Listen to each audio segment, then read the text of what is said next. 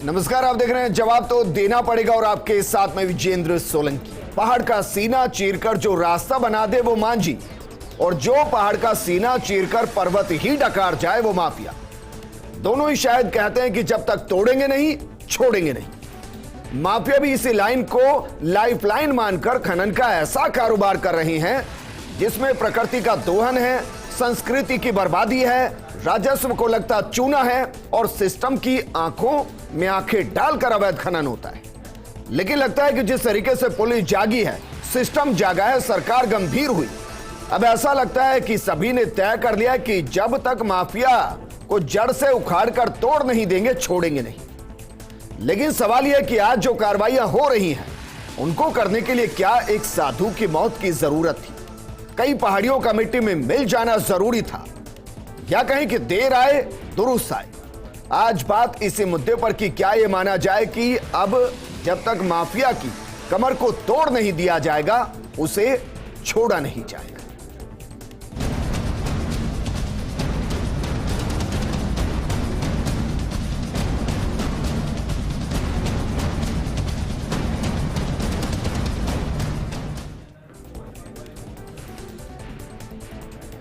तो जब तक तोड़ेंगे नहीं तब तक छोड़ेंगे नहीं। तो जरा ये भी देख लेते हैं कि कितनों के खिलाफ क्या कुछ कार्रवाइयां अभी तक की गई हैं, क्योंकि इन कार्रवाइयों के भरोसे ही हम उम्मीद लगाकर बैठे कि अब अवैध खनन राजस्थान में नहीं होगा। जरा देखिए अभी तक कितनी कार्रवाइयां हो चुकी हैं। एक दिन में अवैध खनन के 42 प्रकरण दर्ज किए गए। महज 24 घंटे की बात हम कर रहे हैं। 2 FIR दर्ज की गई है, 5 को इस दौरान गिरफ्तार किया गया है। इसके अलावा अगर बात की जाए तो 35 वाहन जब्त किए गए हैं। 94 टन खनिज भी इस दौरान सीज किया गया है। एक ही दिन में 14.69 लाख रुपए वसूल किए गए हैं। सर्वाधिक 7 मामले जयपुर में, 6 मामले चित्तौड़गढ़ के अंदर आए हैं। इसके अलावा अगर बात की जाए तो बांसवाड़ा, बीकानेर में 3-3 मामले बीते 24 घंटे में सामने आए। नागौर, बाड़मेर और बारां के अंदर 2-2 मामलों के अंदर कार्रवाई की गई है और ये सरकार की तरफ से की गई है। लेकिन सवाल यह कि अभी तक क्या वाकई में सोए हुए थे? अभी तक जानकारी नहीं थी कि जैसे ही मामला हाई पर पहुंचा तड़ातड़ कार्रवाइयां शुरू हो गई। तो जरा यह भी देखिए कि अभी तक कुल कार्रवाइयां कितनी हुई। अब तक नींद में था खनन माफिया से काला गठजोड़ हो रखा था कि अभी तक पहाड़ी की पहाड़ी गायब हो रही थी, पता नहीं चल रहा था। प्रदेश भर में अवैध खनन के 704 संवेदनशील स्थलों की SP को सूची सौंपी गई है और यह एक दिन में सूची तैयार नहीं होती है। खनिज अभियंता, सहायक खनिज अभियंताओं ने विभिन्न जिलों की सूची सौंपी है और इस सूची के अंदर क्या कुछ बतलाया गया है ये भी देखिए।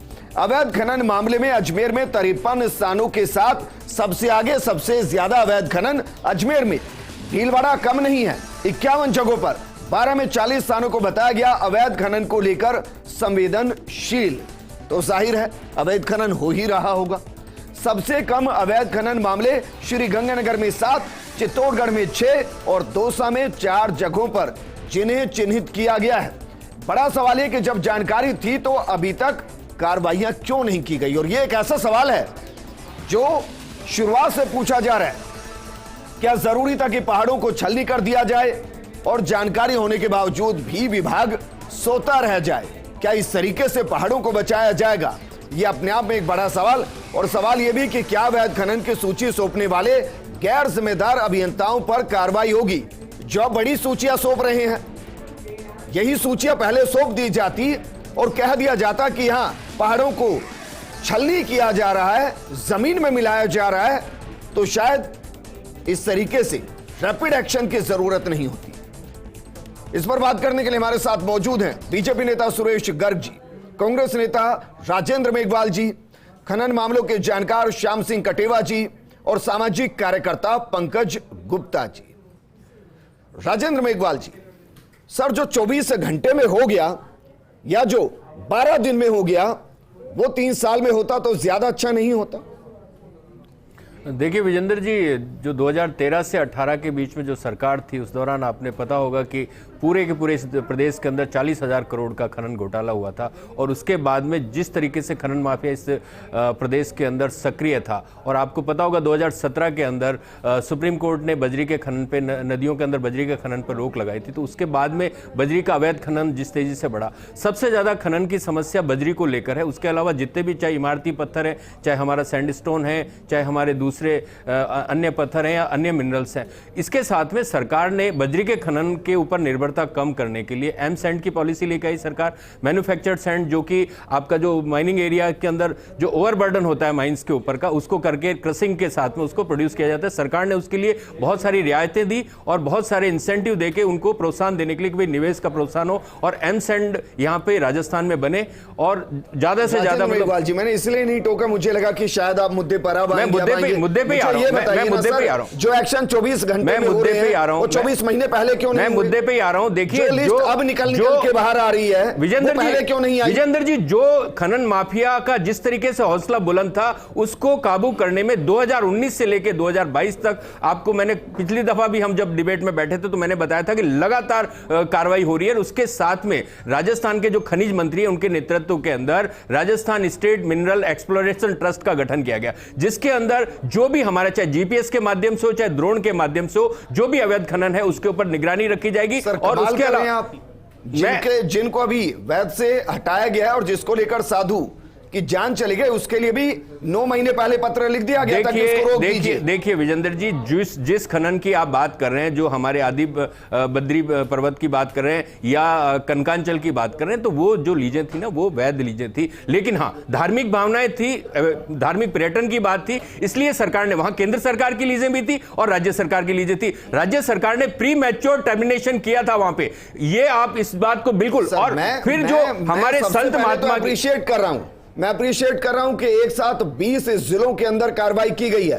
लेकिन सवाल मेरा यह है, फिर वही सवाल है कि जब लिस्ट थी, सबके पास लिस्ट थी, यह पता था कहां कहां खनन हो रहा है, तो देरी क्यों की गई? 30 पहाड़ तो गायब ही हो गए, जिसको लेकर कोर्ट ने बाकायदा टिप्पणी की कि क्या हनुमान जी उठाकर ले गए उन पहाड़ों को?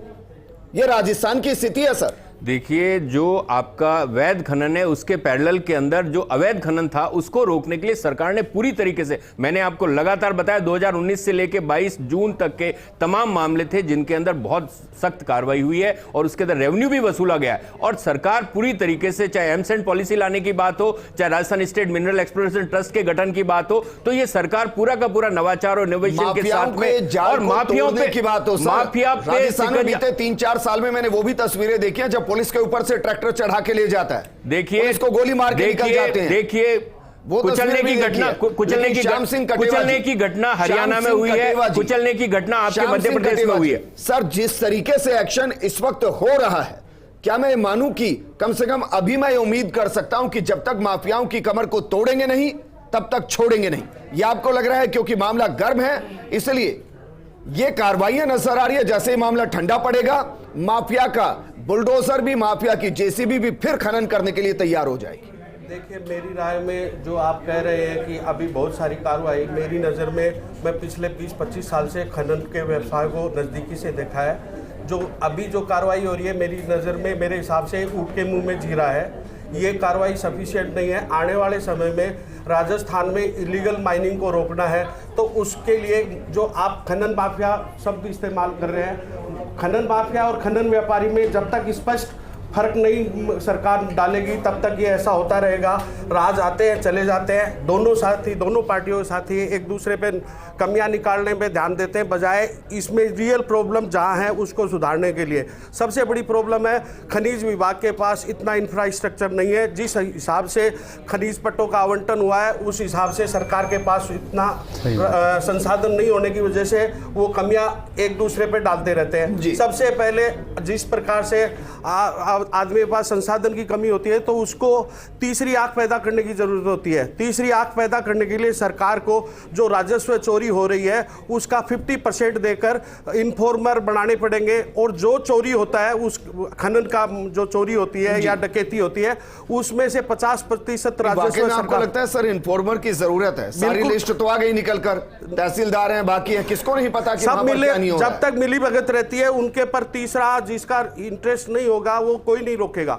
उनको जब जब जहाँ जहाँ दिक्कत आती है, जहाँ सरकार के जब कोई ऐसा हादसा हो जाता है जो नहीं होना चाहिए, जैसे अभी महात्मा जी का आत्मदाह हुआ, वो गलत था, लेकिन उसको मजबूर इसलिए हो गया कि ना तो सिस्टम में सुनवाई है और ना ही जो सही आदमी है उनकी भी सुनवाई नहीं है। आज आप 20 जिलों में एक साथ एक्शन, 7,000 पुलिस एक्शन करी है, आप ये कह रहे हैं कि ऊंट के मुंह में जीरा है। ऊँट के मुंह में जी रहा है। जब तक आपको सब पता है, पूरे संसाधन कहाँ कहाँ चोरी हो रहे हैं, खनिज संसाधनों का दोहन हो रहा है, वो सरकार की सबकी नज़र में है, लेकिन कोई भी बोलने के लिए, अपना मुंह खोलने के लिए तैयार नहीं होता, क्योंकि जो खनन माफिया होते हैं, जो रियल में खनन माफिया है, वो बंदूक की नोक पे आपके जीवन को भी खतरे में डाल देते हैं, तो उस समय सरकार कोई मदद नहीं करती है। ठीक है सुरेश गर्ग जी, क्या वाकई में, क्योंकि बीजेपी के चश्मे से तो ऐसा ही लगेगा कि हाँ दिखावट की जा रही है, लेकिन क्या इस बात को आप स्वीकार करते हैं कि वर्तमान स्थिति में कम से कम एक्शन होते दिखाई तो दे रहे हैं? देखिए सोलंकी जी, ये निरंकुश सरकार है, भ्रष्टाचारी सरकार है, अत्याचारी सरकार है। आपने 3.5 साल के अंदर राजस्थान के अंदर देख लिया होगा कि किस तरह से अत्याचार हो रहे, किस तरह से भ्रष्टाचार लिप्त है। आज 551 दिन से महाराज धरने पे बैठे हुए थे, धरना प्रदर्शन कर रहे थे। जनवरी 2021 के अंदर मुख्यमंत्री जी ने खुद ने आश्वासन दिया था कि हाँ हम इस अवैध खनन पे कार्रवाई करेंगे और आपके आश्वासन पे, लेकिन जनवरी 2021 से जुलाई आ गई है, कोई कार्रवाई नहीं की। 17 जुलाई को महाराज ने, विजयदास जी महाराज ने, कार्रवाइयां हो रही है, इससे कोई कार्रवाई नहीं, कोई कार्रवाई नहीं है। आप देखिए पेपर लीक मामले के अंदर आपको पता लग गया होगा कि पेपर लीक मामले के अंदर क्या हुआ था, इसके बाद में दोबारा पेपर लीक हो गए। तो इसलिए मैं नहीं समझता कि ये राजस्थान सरकार कार्रवाई, क्योंकि मुख्यमंत्री जी को फुर्सत ही नहीं है। मुख्यमंत्री जो आए दिन दिल्ली में जाके बैठ जाते हैं। अब हमारे कांग्रेस के प्रवक्ता यहाँ आके बोल रहे हैं कि साहब हमारा भ्रष्टाचार, अरे भैया 2019 से राजस्थान में कितना भ्रष्टाचार हो रहा है, कहां कहां भ्रष्टाचार नहीं हो रहा। आज देखिए कानून व्यवस्था राजस्थान के अंदर क्या हालत हो रही है। विजयदास जी महाराज का आत्मदाह केवल सरकार तो बताया होगा आपको डिबेट में आने से पहले करना पड़ा। सर मुद्दा तो बताया होगा ना आपको डिबेट में आने से पहले, मुद्दा क्या है? मुद्दे पे आ सकते हैं वापस? मैं यही कह रहा हूं कि जो कार्रवाई 20 जिले में हो रही है, जो एक्शन हो रहा है, उससे संतुष्ट है या नहीं है? मैं सिर्फ इतना पूछ रहा हूं। मैं सोलंकी जी मैं कह रहा हूं कोई कार्रवाई नहीं है, ये दिखावे की कार्रवाई है। आप अगर टोंक से जयपुर तक आ जाइए, बजरियों की लाइन लगी रहती है थाने के बाहर में, रातों रात वो बजरी साफ हो जाती है। आप ये बताइए कि पहले अवैध बजरी का जब व्यापार होता था 1000 टन में बजरी मिलती थी, आज 1500 रुपए टन में बजरी मिल रही है। तो कहां से आप जनता को न्याय दे रहे हो? मैं नहीं समझता कि ये राजस्थान की सरकार न्याय देगी। भरत सिंह जो एक पूर्व मंत्री है, वो खनन मंत्री के ऊपर आरोप लगा रहा है। आप करो खनन मंत्री को बर्खास्त। जब आपके कांग्रेस के विधायक एक खनन मंत्री के ऊपर आरोप लगा रहा है कि साहब सबसे ज्यादा भ्रष्ट है तो वो खनन मंत्री है, उसके क्षेत्र के अंदर सबसे ज्यादा अवैध खनन हो रहा है, इसके बावजूद भी क्या गहलोत जी ने उसके ऊपर खिलाफ कोई कार्रवाई की है? जिन्होंने आज जिनकी वजह से आज बाबा ने आत्मदाह किया है, क्या उनके ऊपर खिलाफ कार्रवाई की है? उन कर्मचारियों को बर्खास्त किया है? आप जुलाई के अंदर 17 जुलाई के अंदर आश्वासन देने के बावजूद भी वो महाराज में आत्मदाह करना पड़ रहा है। तो रिपोर्ट बनाई है बाकायदा। इससे ज्यादा बीजेपी ने तो रिपोर्ट तैयार की है, आप बताइए कौन जिम्मेदार था?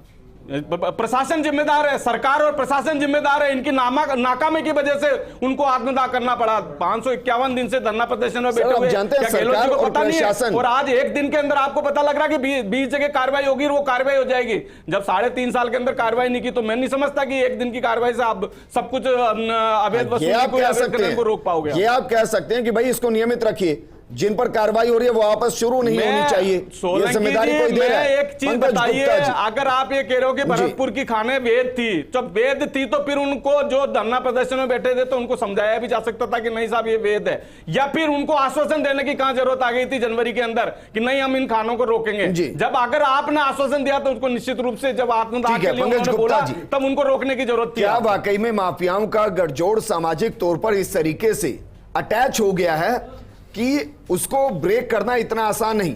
ये 2, 4, 10 दिन की कार्रवाई हमें दिखाई देती है, जैसे एक अभियान चलता है सड़क सुरक्षा सप्ताह, एक अभियान चलता है कि चलिए सभी भिखारियों को रेड लाइट से हटाएंगे, लेकिन उस सप्ताह के अलावा हमें पूरे 12 महीने दिखाई देती हैं सब चीजें। सड़क पर भी लापरवाही भी। आपको लगता है कि जो है वो नियमित एक्शन होना चाहिए, नहीं तो फिर 10 दिन के बाद वापस आएंगे? सोलंकी जी, एक्चुअल में ये सारा एक गठजोड़ है, प्रशासन आगे, मतलब ये माफिया जो है वो एक्चुअल में, माफिया शब्द जो हम संबोधित कर रहे हैं, एक्चुअल में ये पूरा सिस्टम ही करप्ट हो चुका है। आप अगर किसी भी रोड पे आप चले जाएं, आप टोंक रोड पे चले जाएं, आप इधर सीकर रोड पे चले जाएं, आप आगे तक जाएंगे, जहां जहां भी पहाड़ियां हैं हर जगह अवैध खनन लगातार हो रहा है और सब प्रशासन की नाक के नीचे है। आज की तारीख में हाईटेक समय में रह रहे हैं, हमें गूगल मैप्स में रोजाना अपडेशन होता है। आप आज देखें 10 दिन बाद का अपडेशन देखें, आपको पहाड़ का पहाड़ गायब मिलेगा जी। तो चीजें जब इतनी हाईटेक जानकारियां तो हैं, अब देखिए ना, सबने दे तो दी जानकारियां कि हमारे जिले में इतनी, अजमेर में 54, भीलवाड़ा में 51, ये दे तो दी जानकारी। वो आंकड़े भी अधूरे हैं, जितना अवैध स्तर पर खनन है वो आंकड़े भी अधूरे हैं। आप हर रोड पर चले जाएं, आप तो कुछ ना करें, अपनी टीम को लेकर निकल जाएं, आपको इतना सब कुछ मिलेगा। मैं अभी खुद कुछ टाइम पहले दिल्ली की तरफ गया तो मुझे आश्चर्य हुआ, जो पहाड़ में अभी थोड़े दिनों पहले देखा मैंने, पूरा पहाड़ आधा गायब। सर मैं तो रूटीन में चलता हूं। अरावली की पहाड़ियां जो हमारे भारत की सबसे प्राचीन पहाड़ियां जो पूरे इकोसिस्टम को ठीक रखती हैं, उन्हें आप गायब कर दोगे, फिर आप पानी के लिए तरसोगे, पूरा पर्यावरण खराब हो जाएगा। हमें हमारे पास बचेगा क्या? हम अगली पीढ़ी को देंगे क्या? हमें अनाज नहीं मिलेगा, हमें कुछ नहीं मिलेगा, पूरा इकोसिस्टम ही राजस्थान का बैलेंस है। जो आंकड़े सामने आ रहे हैं वो आंकड़े भी इसलिए सामने आ रहे हैं कि भाई चलिए हमें कार्रवाई करनी है तो आप चुनिंदा गिनकर दे दीजिए ताकि हम बता पाएं कि इतनी कार्रवाई कर दी है। वो भी मांगा होगा, मैं मान के चलता हूं जिस तरह से अब 20 जगह ही आप कर पाए, इसका मतलब ये है कि वो भी उन्होंने पूछा होगा भाई किस पे कार्रवाई करनी, ठीक है आप पे एक थोड़ा सा दिखावटी कार्रवाई कर देते हैं। वास्तव में जो अभी भाई साहब बोल रहे थे, सच्चाई ये है कि ये केवल दिखावटी नाम मात्र की कार्रवाई है। वास्तविक कार्रवाई होती तो कई हजारों में होनी चाहिए थी, क्योंकि हर रोड पर स्थिति यही है। आप पूरे राजस्थान के अंदर अगर आप हर जिले में करेंगे तो कम से कम 50, 60, 100 साइटें ऐसी होंगी जहां पर खनन चल रहा है और अभी भी चल रहा है, प्रशासन की नाक के नीचे। हर व्यक्ति हम गए थे सर, कैमरा लेके गए थे एक जगह, आप मिलेगा आपको हर जगह बाकायदा वहां बड़ी बड़ी मशीनें लगी थी। हद तो ये हो गई, वहां सीसीटीवी कैमरे लगे हुए थे, हाईटेक सीसीटीवी कैमरे। लेकिन कमाल की बात यह है कि हम पहुंचते हैं, पुलिस पहुंचती है, उससे पहले सब गायब हो जाते हैं और शायद इसलिए गिरफ्तारियां ना के बराबर है। कुछ भी राजेंद्र मेघवाल जी होना था सर, मशीनों को आप जब्त कर लेंगे, मैं मान लेता हूं, आप उस इलाके को भी कुछ देर के लिए सील कर देंगे, लेकिन मेरा सवाल आज ये है कि क्या माफिया की कमर तोड़ी जाएगी? और माफिया की कमर तोड़ी जा सकती है एक्चुअल माफिया को सलाखों में पहुंचाकर, वो तो पकड़े ही नहीं जा रहे हैं।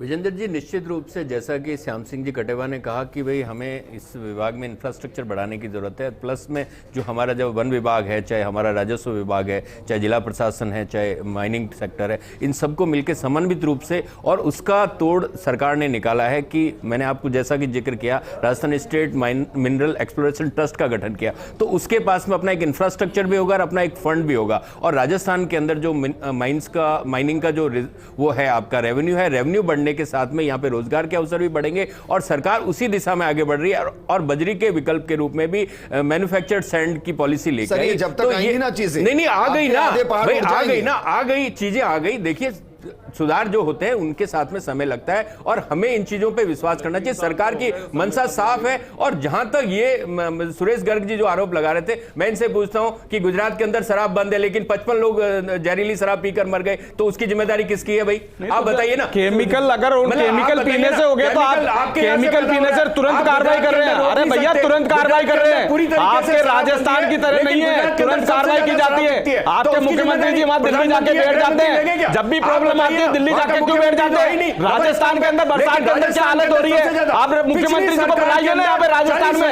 जब जाके दिल्ली के अंदर बैठ जाते हैं। क्या जरूरत है आपको दिल्ली में जाके बैठने की? जो राजस्थान के अंदर जो प्रॉब्लम है उसको सोल्व करिए। आज खनन माफिया कितना आतंक फैलाने का खनन माफिया ने उस पर कार्रवाई की है।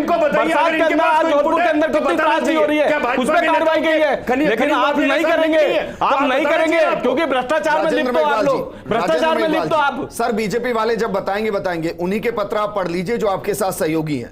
उन्होंने क्या क्या पत्र दिए, किस किस के लिए पत्र दिए? देखिए उन्हीं पे कार्रवाई हो रही है, कार्रवाई उन्हीं के ऊपर हो रही है। भ्रष्टाचारी सरकार है, कार्रवाई कर ही नहीं सकती, ये कार्रवाई कर ही नहीं सकती है। भ्रष्टाचारी सरकार है।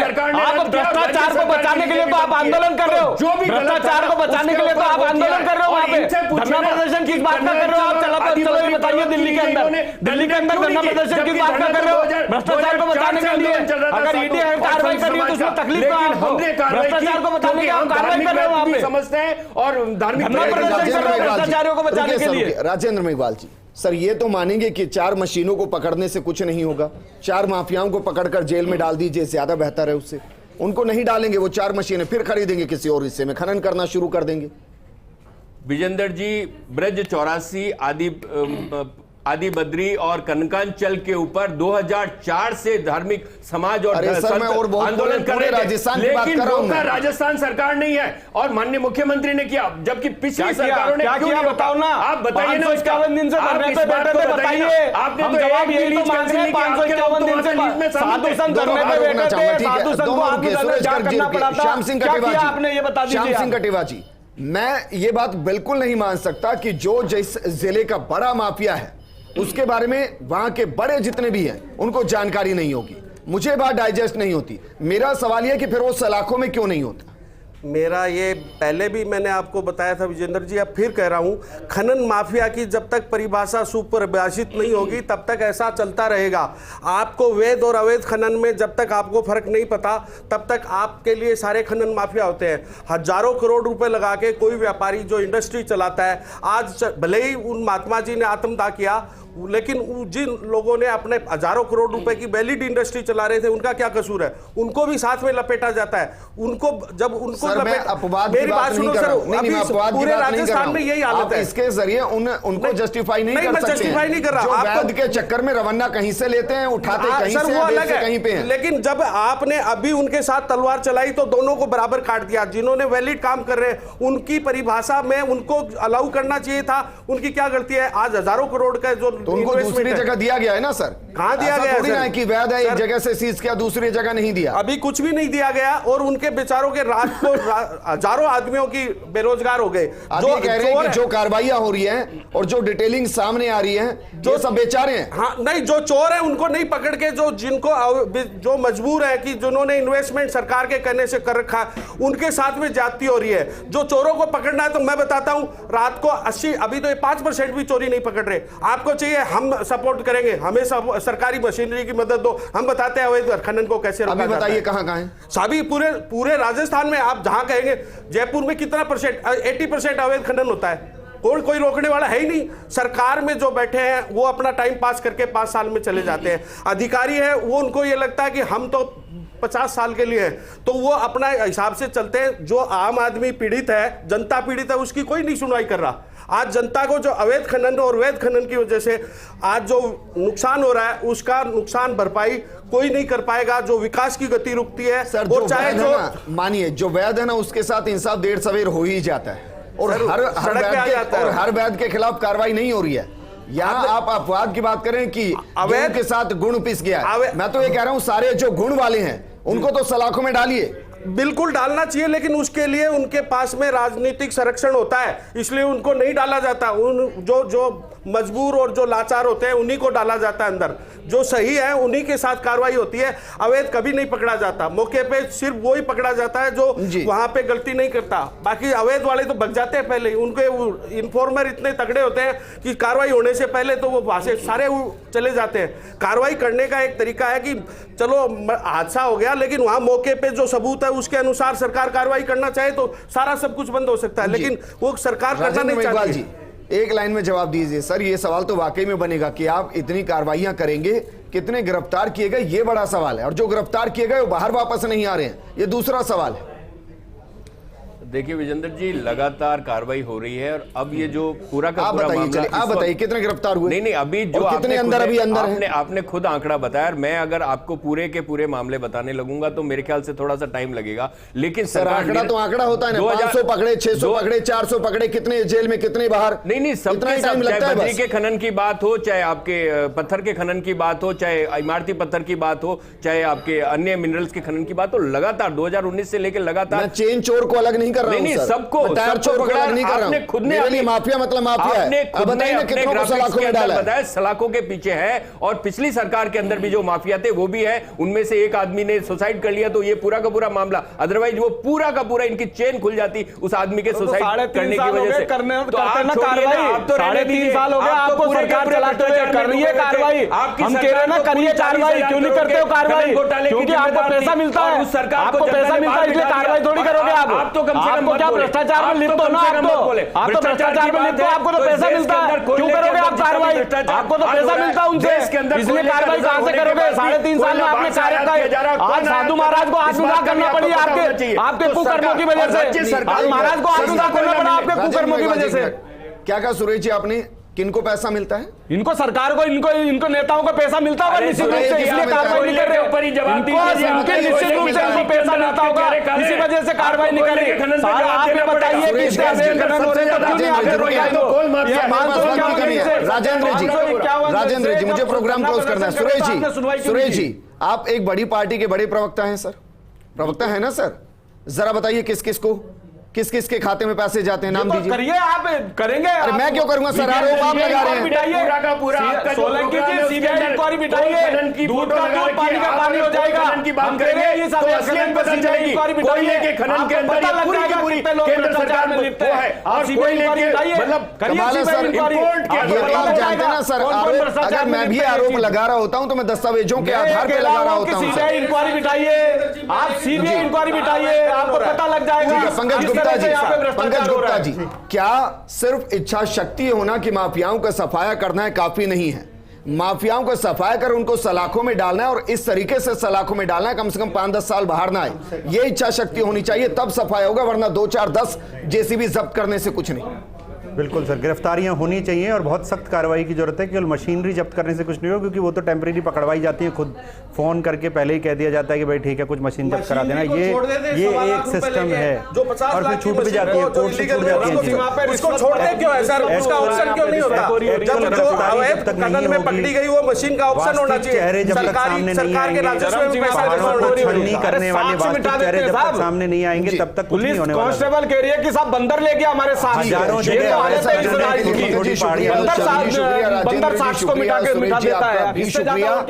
एक्शन में सिस्टम दिखाई दे रहा है, क्योंकि हर दिन ये आंकड़ा आता है कि आज इतनी जगह कार्रवाई की गई, इतनी मशीनें पकड़ी गई, इतना खनन का जो पत्थर है उसको जब्त किया गया, इतनी रॉयल्टी वसूली गई, इतने लोगों को गिरफ्तार किया गया। मेरा सवाल यह कि ये पूरे 365 दिन अगर चले तो ही मानकर चलिए माफिया का सफाया होगा, वरना इधर से आप रोकेंगे उधर से खनन शुरू हो जाएगा। नमस्कार।